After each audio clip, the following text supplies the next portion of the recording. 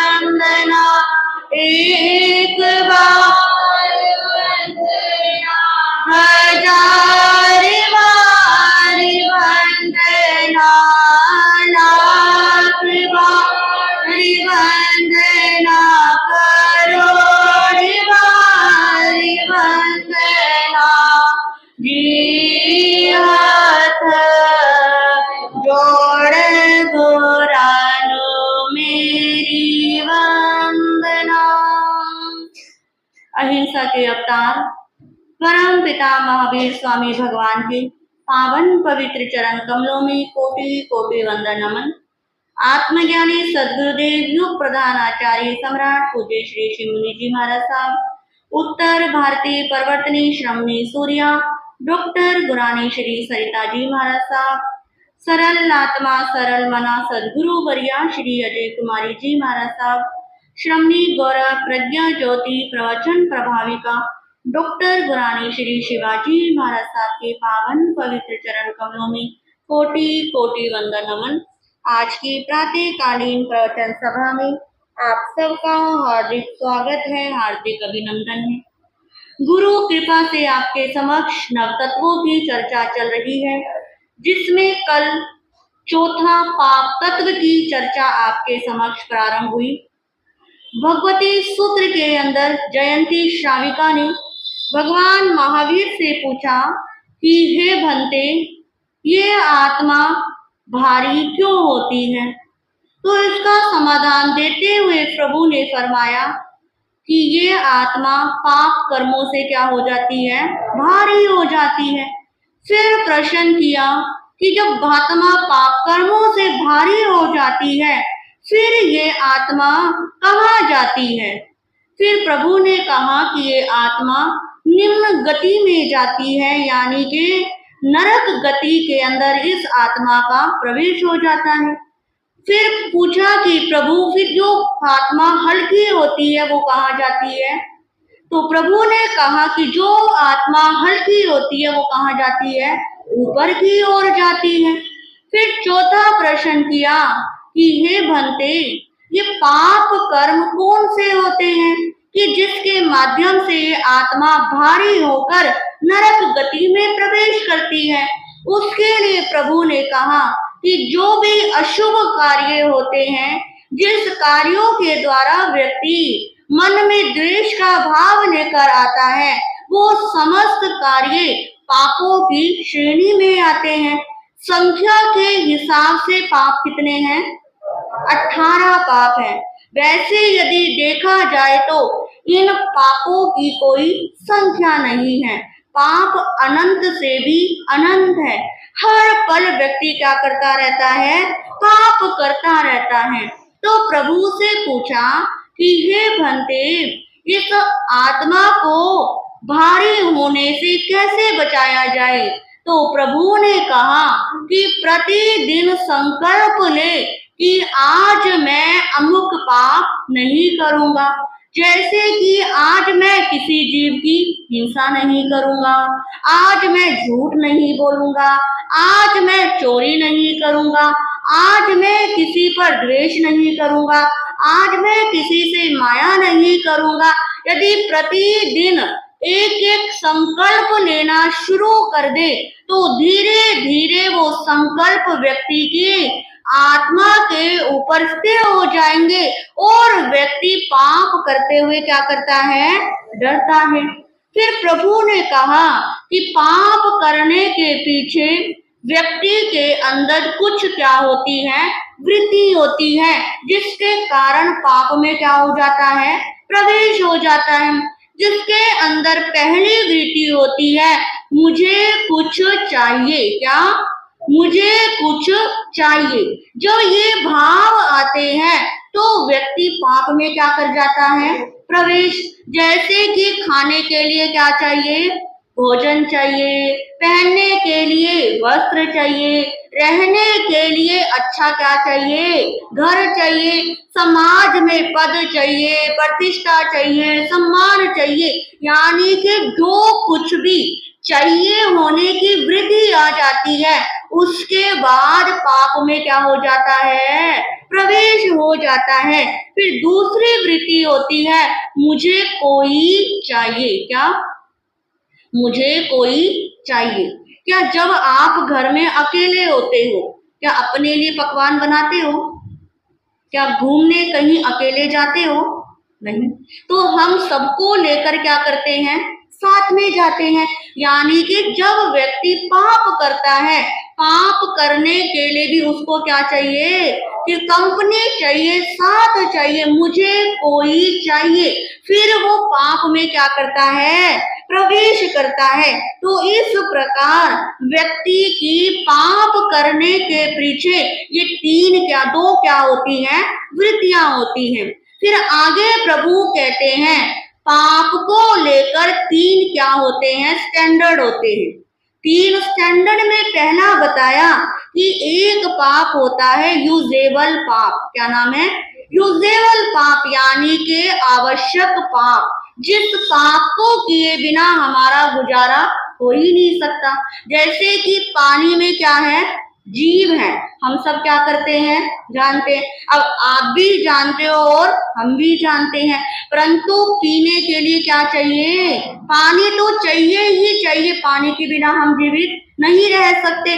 अब हवा के अंदर क्या है, जीव है, ये आप भी जानते हो और हम भी जानते हैं। क्या हम हवा के बिना जीवित रह सकते हैं, नहीं रह सकते। तो ये पाप होता है यूजेबल पाप, आवश्यक पाप, कि इस पाप को किए बिना हम जीवित रह ही नहीं सकते। जब तक जीवन है तब तक ये वाला पाप तो क्या होता रहेगा, चलता ही रहेगा। फिर दूसरा पाप होता है कंफर्टेबल पाप, यानी कि सुविधा के लिए किया गया पाप। जैसे कि किसी को पानी की प्यास लगी है और वो कहे कि नहीं, मैं तो बिस्लरी बोतल ही पीऊंगा, प्यास लगी है मुझे तो नारियल पानी ही चाहिए, प्यास लगी है मुझे तो शिकंजवी ही चाहिए, मुझे तो सोडा ही चाहिए, ये वाली कोल्ड ड्रिंक ही चाहिए। तो यानी कि प्यास बुझाने के लिए पानी से क्या हो सकता था, गुजारा हो सकता था, परंतु अपनी सुविधा के लिए क्या लगा दी, कंडीशन लगा दी कि मुझे तो ये ही चाहिए। तो ये वाला पाप कौन सा होता है, कंफर्टेबल पाप होता है। सुविधा के लिए व्यक्ति क्या कर लेता है, पाप कर लेता है। इसके बाद तीसरा पाप आता है लग्जरियस पाप, यानी कि अपनी विलासिता पूर्ण जीवन जीने के लिए क्या करता है, पाप करता है। रहने के लिए क्या चाहिए, घर चाहिए, चार दीवारी चाहिए और एक क्या चाहिए, छत चाहिए। और फिर क्या करता है, नहीं, इतनी बढ़िया फोर सीलिंग होनी चाहिए, दीवार के ऊपर बढ़िया वाला पेंट होना चाहिए, इस लकड़ी का, इस कंपनी का बेड होना चाहिए, सोफा होना चाहिए, घर के अंदर बढ़िया बढ़िया इंटीरियर होना चाहिए, घूमने जाने के लिए बढ़िया क्या चाहिए, गाड़ी चाहिए। एक सिंपल आम गाड़ी से गुजारा हो सकता था, परंतु नहीं, मुझे तो BMW ही चाहिए, मुझे तो मर्सिडीज ही चाहिए। तो ये विलासिता के लिए व्यक्ति क्या करता है, पाप करता है। तो प्रभु ने कहा ये 3 पाप के क्या होते हैं, मुख्य स्टैंडर्ड होते हैं, जिसमें हर व्यक्ति क्या करता है, प्रवेश करता है। अब जो पहला पाप कौन सा था, यूजेबल पाप था। इसके अंदर व्यक्ति के पास समझ भी थी, सोच समझने की क्या थी, शक्ति भी थी कि अब मैं क्या करूं, मुझे क्या करना पड़ रहा है, करना पड़ रहा है। अब दूसरे पाप के अंदर व्यक्ति के पास समझ तो है, परंतु सोचने की क्या नहीं है, शक्ति नहीं है। और तीसरा लग्जरियस पाप, ना समझने की शक्ति है, ना सोचने की शक्ति है, और ऊपर से क्या कहता है कि ये पाप करना क्या है, जरूरी है। किसके लिए जरूरी है, स्टैंडर्ड के लिए। यदि हमारा अच्छा घर नहीं होगा, अच्छे से रहेंगे नहीं, सब कुछ नहीं करेंगे, तो लोग हमें क्या कहेंगे। इस अपेक्षा से व्यक्ति पाप में दिन रात क्या कर रहा है, प्रवेश कर रहा है। इसके बाद आगे प्रभु कहते हैं कि पाप को लेकर हमारे मन के अंदर बहुत सारी भ्रांतियां होती है। क्या होती है, बहुत सारी मिसअंडरस्टैंडिंग होती है, बहुत सारी भ्रांतियां होती हैं कि जिसके कारण हम पाप तो करते हैं, परंतु करे हुए पाप को हम पाप नहीं मानते। जिसके अंदर पहली बात प्रभु ने कही कि अनजाने में किया गया पाप पाप नहीं होता। ये हमारी सबसे बड़ी क्या होती है, भ्रांति होती है। अरे वो तो हमें जब समझ नहीं थी तब क्या हो गया, ये पाप हो गया। अब मुझे समझ आ गई, अब मैं ये क्या नहीं करूंगा, पाप नहीं करूंगा। ऐसा एक नहीं, आप में से बहुत व्यक्ति भी क्या करते होंगे, सोचते होंगे, अरे जब तो छोटा था, कुछ नहीं पता था, अनजाने में जवानी के जोश का क्या हो गया, पाप हो गया। परंतु प्रभु कहते हैं कि अनजाने में किया गया पाप भी क्या होता है, पाप होता है। एक आग जल रही है, एक व्यक्ति को पता है कि ये आग है और एक को नहीं पता ये आग है, उसने दोनों ने हाथ लगाया, क्या जिसे नहीं पता उसका हाथ नहीं जलेगा? अरे उसने तो क्या करा है, अनजाने में लगाया है। और आप भी क्या कहते हो कि तो पाप अनजाने में हो गया। तो प्रभु ने कहा कि 2 जहर की बोतल पड़ी है, अरे एक को पता है और एक को नहीं पता, तो दोनों यदि अनजाने में जिसे नहीं पता था उसने वो जहर पी लिया, तो भी वो क्या हो जाएगा, मृत्यु को प्राप्त हो जाएगा। इसी प्रकार प्रभु कहते हैं कि आपसे जो पाप अनजाने में हुए हैं उनका वो भी क्या होते हैं, पाप तो पाप होते हैं। आप प्रतिक्रमण करते हैं, उसमें एक शब्द आता है, जाने अनजाने में की गई भूलों की हम क्या मांगते हैं, माफी मांगते हैं। अभी सहस्री महापर्व आने वाला है, पूरे साल कुछ करो ना करो, बस एक दिन ये मैसेज इतना चलता है, जाने अनजाने में, जाने अनजाने में। यदि अनजाने में किया गया पाप पाप नहीं होता तो उस पाप की क्षमा याचना क्यों करी जाती? फिर तो यही कहते ना कि मैंने जानबूझकर आपका दिल दुखाया हो तो उसके लिए इच्छामी दुखड़ा। परंतु साफ लिखा है कि अनजान अवस्था में भी यदि आपसे कोई पाप हो गया है तो वो भी किसकी श्रेणी में आता है, पाप की श्रेणी में आता है। फिर दूसरी भ्रांति कहते हैं, छोटे छोटे पाप पाप नहीं होते। क्या कहते हो, छोटे छोटे पाप पाप नहीं होते। जो आपसे कभी बड़े पाप हो जाते हैं उन पापों को ही आप क्या रखते हो, याद रखते हो। मैं आप में से किसी से भी पूछूं कि आपकी लाइफ के अंदर आपने कितने पाप किए, पहली बात तो आप एक्सेप्ट ही नहीं करोगे, हमसे तो कोई पाप ही नहीं हुआ, हम तो क्या करते हैं, कुछ करते ही नहीं। तो यदि मैं कभी कोई सीधा सरल सोचेगा चलो गुरु के सामने क्या छुपाना, फिर वो कहेगा बस महाराज जी उस साल में एक मुझसे क्या हो गया था, पाप हो गया था। अरे भाई, क्या आपको ने अब तक अपने जीवन में कोई पाप ही नहीं किया? यदि पाप नहीं किया होता तो ये आत्मा क्या हो जाती, इतनी हलोकर्मी हो जाती, आपका ओरा इतना सुंदर हो जाता कि हर कोई आपसे क्या हो जाता, अट्रैक्ट हो जाता, हर कोई आपके ओरे में आने का क्या करता, प्रयास करता। तो प्रभु कहते हैं कि अनजाने छोटे छोटे पाप को व्यक्ति क्या नहीं मानता, पाप नहीं मानता। ऊपर से क्या कहता है, KFB, क्या फर्क पैंदा, क्या कहता है, क्या फर्क पैदा, अरे हो गया तो क्या फर्क पड़ गया, कौन सा कोई बड़ा पाप किया है, ये तो क्या करा है, छोटा सा करा है। परंतु प्रभु क्या कहते हैं, BFP, कि यदि आपने कोई बहुत बड़ा पाप भी किया है तो बहुत क्या पड़ता है, फर्क पड़ता है। एक पत्थरी वाली जगह पे आपको भेज दिया जाए और मैं आपको कहूं कि इस जगह पे जितने भी बड़े बड़े पत्थर है उनको क्या करके आओ, लेकर आओ, तो आप फटाफट उठाकर क्या कर लाओगे, ले आओगे। फिर मैंने आपको कहा कि यहाँ पर बहुत सारे पत्थर है, उसमें से छोटे छोटे 20 पत्थर क्या लेकर आओ, उठाकर लेकर आओ। और फिर थोड़ी देर के बाद मैंने आपको कहा कि जो बड़े पत्थर आप जहां से उठाकर लाए थे उनको क्या रख दो, वहीं पर रख दो। तो आप क्या कर सकते हो, या तो रहेगा ना कि अरे ये पत्थर यहाँ से उठाया था, यहाँ से उठाया था। और यदि मैं आपको कह दूं कि जो छोटे छोटे पत्थर कंकर जैसे होते हैं उनको भी जहां से आपने उठाया था वहीं पर रख दो, क्या आप रख सकते हो? तो आपको क्या हो जाओगे, भूल जाओगे, अरे ये उठाया था, ये उठाया था, ये उठाया था। तो इसलिए प्रभु कहते हैं कि जो छोटे छोटे पाप होते हैं उन पापों को भी पाप मानना क्या करो, शुरू करो कि मुझसे छोटा पाप हुआ है तो इसका फल भी मुझे क्या करना पड़ेगा, भोगना पड़ेगा। फिर तीसरी भ्रांति होती है, अकेले में किया गया पाप पाप नहीं होता। क्या भ्रांति करते हो, अरे वो तो मुझसे अकेले में जो मैंने पाप किया है उस पाप के बारे में तो किसी को पता ही नहीं है, इसलिए वो क्या नहीं है, पाप नहीं है। परंतु प्रभु कहते हैं कानून की निगाह से उस पाप से आप क्या कर सकते हो, बच सकते हो।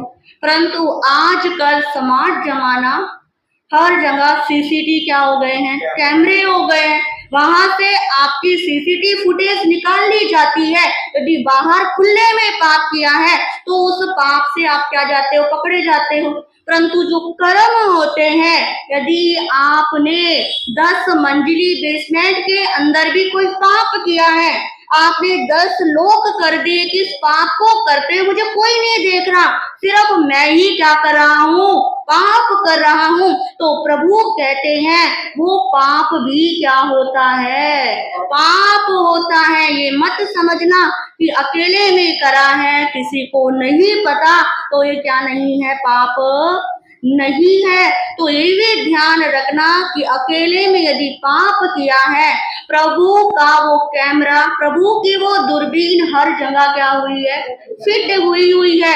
चाहे कितनी मर्जी अंधेरे वाली गुफा में चले जाओ, वहां पर भी प्रभु का क्या चलता है, कर्म रूपी कैमरा चलता है, जो आपको क्या कर लेता है, कैच कर लेता है। क्योंकि व्यक्ति क्या कहता है आज के समय के अंदर कि यदि मैंने सबके सामने पाप कर दिया तो मेरी इमेज क्या हो जाएगी, खराब हो जाएगी। आज के समय में रिश्वत का क्या है, जमाना है। स्कूल में एडमिशन कराने के लिए भी, अच्छी जॉब के लिए भी हर जगह क्या चाहिए, डोनेशन चाहिए। परंतु प्रभु कहते हैं ऑफिसर होता है, ऑफिसर को आप सबके सामने मिलोगे कि आप मेरा काम करवा दो, इतने पैसे ले लेना, तो वो आपको डांट के क्या कर देता है, भगा दे।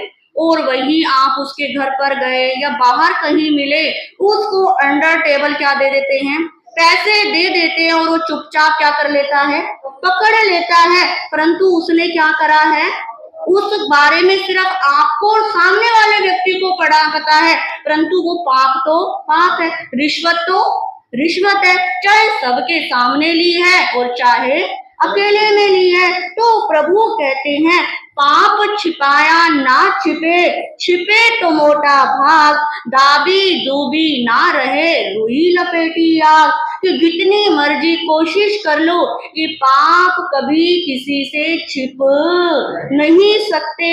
फिर चौथी भ्रांति होती है कि मन से किए गए पाप को हम पाप ही नहीं मानते। क्या?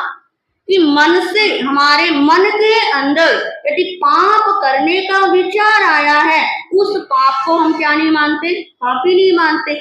हमारा मन एक दिन के अंदर, एक घंटे के अंदर, एक मन के अंदर 60,000 विचार आते हैं और चले जाते हैं। और मन के अंदर हम खुद चेक करो, कितना हम अच्छा सोचते हैं, कितना हम बुरा सोचते हैं, कितनी हम शुभ मंगल कामना करते हैं, या कितने हम द्वेष के भाव में रहते हैं। तो प्रभु ने कहा कि यदि आपने किसी के लिए मन से भी बुरा सोच लिया तो भी आप किसके अधिकारी हो?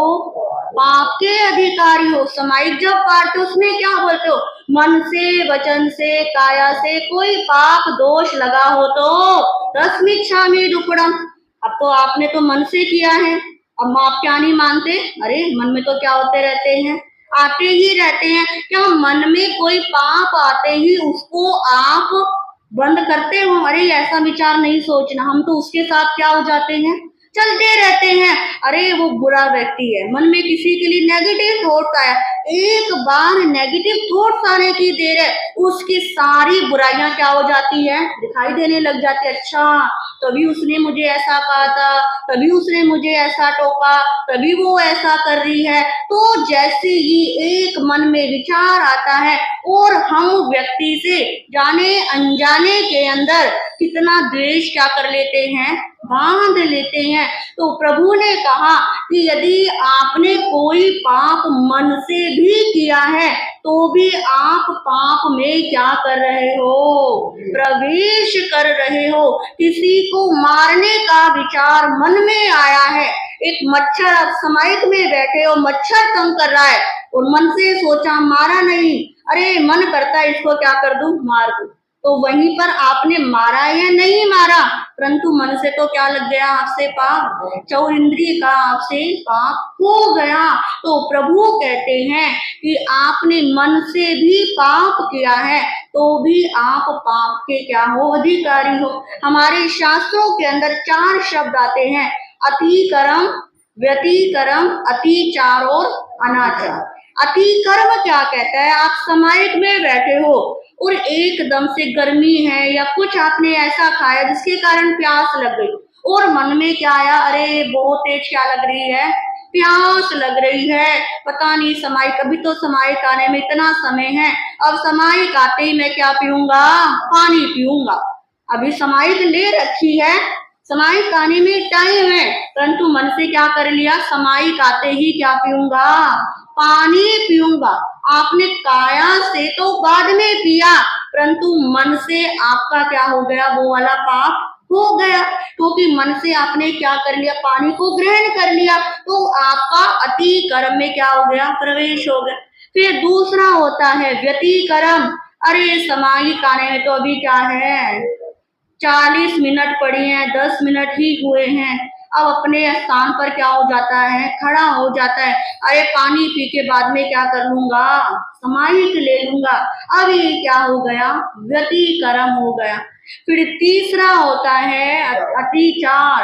अब इसमें क्या करता है, पहले मन में आया, फिर खड़ा हो गया, फिर चलकर मटके तक क्या हो गया, पहुंच गया, और क्या कर लिया, गिलास भी ले लिया, पानी भी निकाल लिया, परंतु यहाँ तक भी क्या है, रुकाव है, यहाँ तक भी समस्या का समाधान है कि चल अरे क्या करना, 1 घंटे मरा नहीं जाऊंगा, चल छोड़ परे, वापिस क्या हो जाऊं, चला जाऊं। परंतु यदि वो खड़ा रहा, उसका क्या हो गया, अतिकर्म क्या हो गया, अतिचार हो गया। फिर चौथा होता है अनाचार। अरे किसने देखा, इतना टाइम पड़ा, फटाफट ने पानी क्या कर लिया, पी लिया, तो प्रभु कहते हैं इस प्रकार पाप के अंदर क्या हो जाता है, प्रवेश हो जाता है।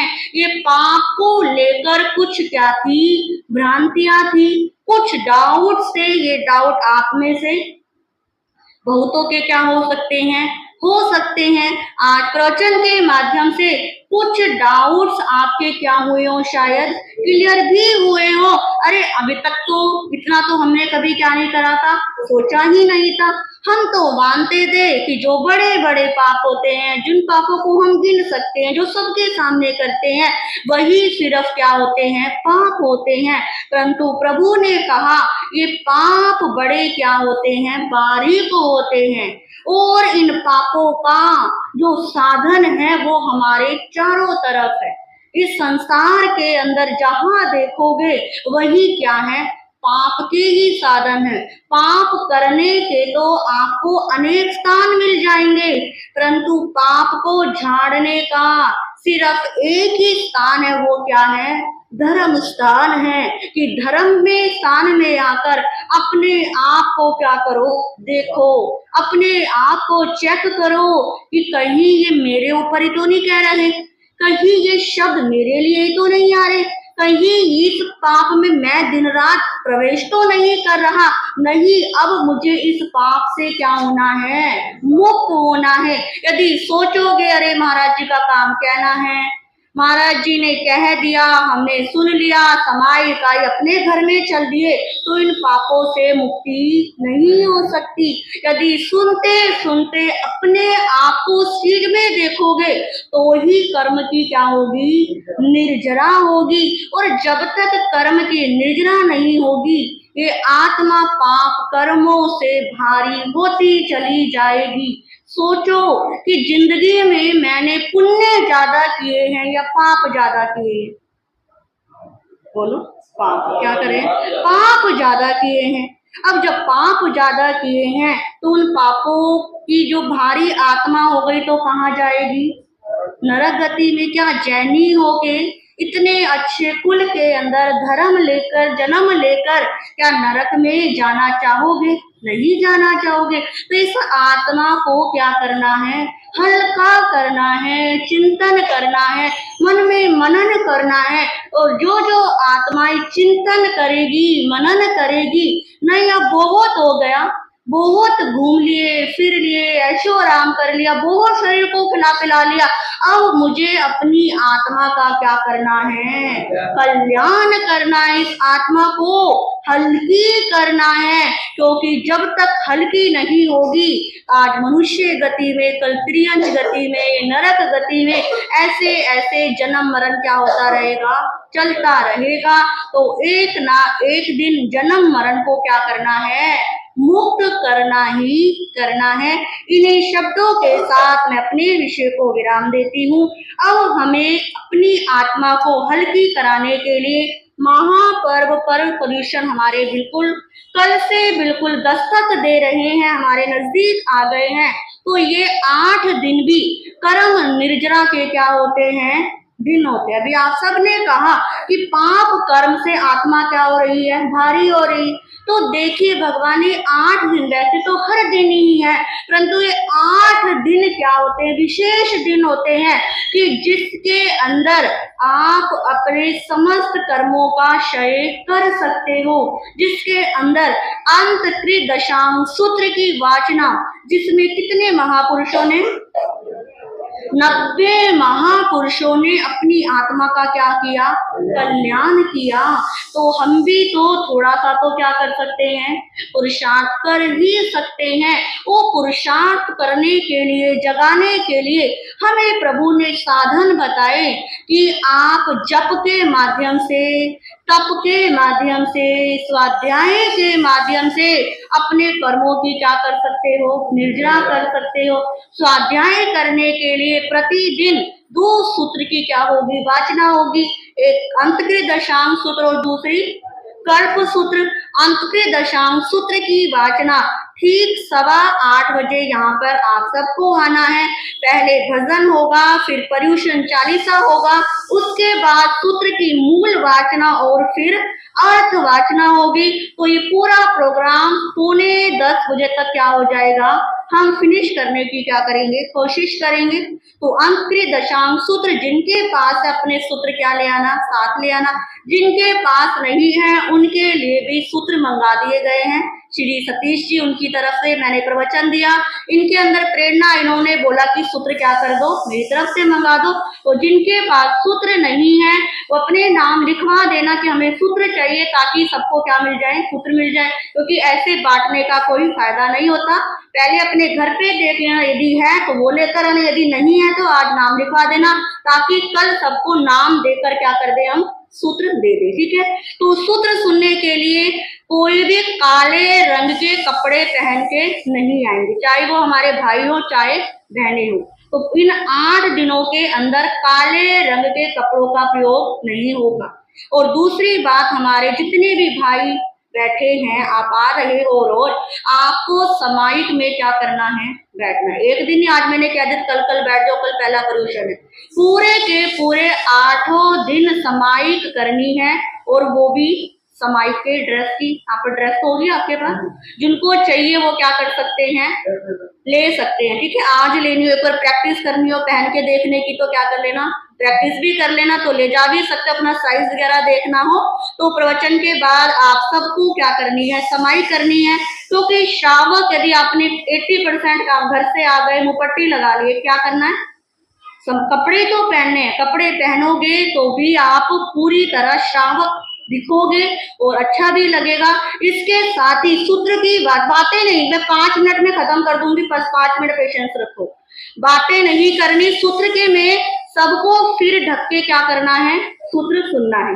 तो हमारी बहनें कोशिश करें कि, वैसे सभी बहनें चुन्नी में आती हैं, तो यदि चुन्नी में कोई ऐसी ड्रेस हो तो वो पहन के ना आए। हमारे भाई भी अपना जो समाई की ड्रेस होगी उससे सिर ढक सकते हो, नहीं तो आप अपना रुमाल क्या कर सकते हो, ला सकते हो। सूत्र वाचना, मूल वाचना सिर ढककर ही क्या करी जाएगी, सुनी जाएगी। इसका ये समय रहेगा, और उसमें भी आपको प्रतिदिन एक पेपर दिया जाएगा, जो वाचना यहाँ पर होगी। कहीं सूत्र में इधर उधर कुछ नहीं, जो वाचना मैं यहाँ से दूंगी उसी वाचना में से आपके समक्ष 25 नंबर का एक पेपर आएगा। सूत्र वाचना शुरू होने से पहले पेपर दे दिया जाएगा, और अगले दिन आपको जब आप प्रवचन में आते हो 8:30 बजे तक यहाँ पर क्या करवाना है, जमा कराना है। उसमें हम 2 क्या निकालेंगे, प्राइज निकालेंगे, फर्स्ट और सेकंड। कि इधर जो फर्स्ट उनके नंबर पूरे होंगे, 1 नंबर कम होगा, उन्हीं को क्या मिलेगा, गिफ्ट मिलेगा। वो जो प्रवचन में आएगा वो ही क्या ले सकता है ये पेपर, कि मेरी बहू मेरी बेटी वो कर लेगी, नहीं, जो प्रवचन में आ रहा है उनको ही क्या करना है, पेपर मिलेगा। उसमें भाई भी लाभ ले सकते हैं और हमारी बहनें भी। दिन में कल्प सूत्र की क्या रहेगी, वाचना रहेगी, जिसका समय हमने रखा है 2:45 से 3:30 बजे तक, जिसके अंदर हमारे भगवानों का वर्णन है। और फिर 3:30 से 4 बजे तक आपको धार्मिक प्रतियोगिताएं करवाई जाएगी। ठीक है, तो उसके अंदर एक एक बहन की तरफ से हम कोशिश करेंगे कि आज के गिफ्ट इनकी तरफ से, कल के गिफ्ट इनकी तरफ से, तो वो डिपार्टमेंट हमारी बहनों का रहेगा। तो 8 दिन कल्प सूत्र की वाचना के बाद, भाई 2 मिनट रुक जाओ ना, कुछ काम है अभी आपको। तो कल्प सूत्र की वाचना में धार्मिक प्रतियोगिता होगी, और फिर शाम के समय 6:30 बजे क्या होगा, प्रतिक्रमण। बहनें तो यहाँ पर कर लेंगे, भाइयों का भी होता है क्या, हाँ जी, भाई क्या कर सकते हैं, ऊपर कर सकते हैं, तो आज से अपना सेट कर लेना।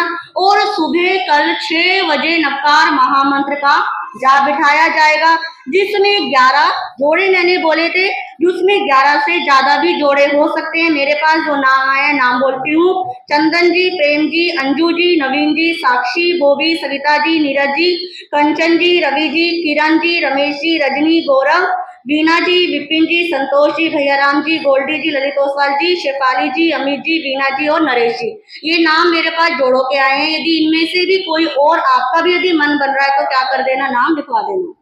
ठीक है, अभी नाम लिखवा देना मुझे। इसके साथ अब जाप की बारी, जो जाप चलेगा कितने घंटे, 24 घंटे, अभी भूल गए। तो तो 24 घंटे एक बार जो जो नाम हमारे चंदन जी और रवि जी ने मेहनत करके लिखे हैं, मैं बोल रही हूँ कुछ बारी हमको चाहिए। तो जिन्होंने अभी तक नाम नहीं लिखवाया अपना हाथ खड़ा कर देना। चंदन जी और रवि जी आप नाम नोट कर लेना ताकि टाइम बच जाएगा।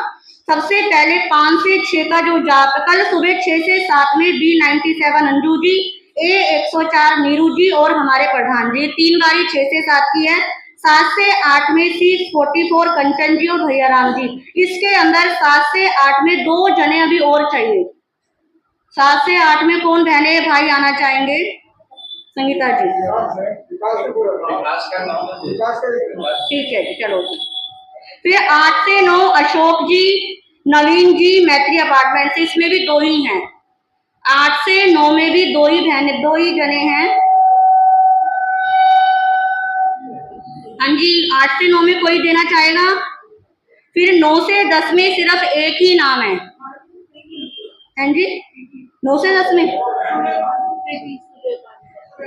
इसमें अभी 1-2 नाम और हो जाए तो अच्छा रहेगा। 9 से 10 में फिर 10 से 11 मीना जी, विद्या जी, संतोष जी और नीरू जी है पूरे। फिर 11 से 12 बीना जी, अनीता जी, रजनी जी, C3। फिर 12 से 1 में साक्षी, शेफाली, राधिका, बीना, रीता जी। फिर 1 से 2 में सिर्फ एक ही नाम है कांता जी का। हाँ जी, 1 से 2 में जिसने नाम नहीं लिखवाया वो हाथ खड़ा करो, लिख लो आप नाम, ठीक है। और कोई? हाँ जी, 2 नाम और। हाँ जी, 1 से 2 में हमारी बहनों बोलो फटाफट। किसी को भी सूटेबल नहीं हो रहा क्या? 1 से 2 में अभी 2 ही नाम हुए हैं, चलो लिख लेना। फिर 2 से 3 में भी 2 ही नाम है, किरण जी और सविता जी। 2 से 3 में और नाम कोई ऐड करवाएगा? 2 से 3, अरे ये दिन तो जब तक के हैं, घर में बैठे बैठे क्या करना है। फिर 3 से 4 बीना, वेलकम, मधु, अंबाजी और सुकेश, मुकेश जी, सेक्टर 7। फिर 4 से 5 में भी 2 नाम है, इसके लिए भी बारी चाहिए। 5 से 6 में भी 2 नाम है, 6 से 7 में भी 2 नाम है और फिर 7 से 8 में सिर्फ 2 नाम है। इसमें B65 नीलम जी और ये पूरे हैं। उसके बाद के बल्कि जापों के नाम भाइयों के काफी अच्छे 4-4 नाम आए हैं, जिसमें 8 से 9 में B130